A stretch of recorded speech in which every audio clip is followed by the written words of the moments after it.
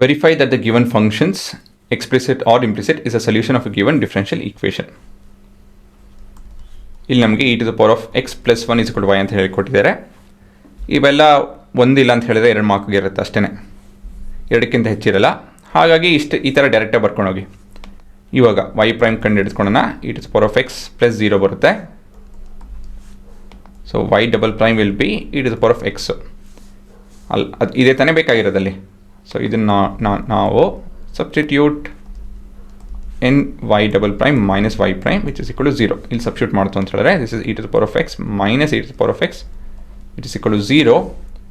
0 is equal to 0. This is a true statement, and hence the function is a solution.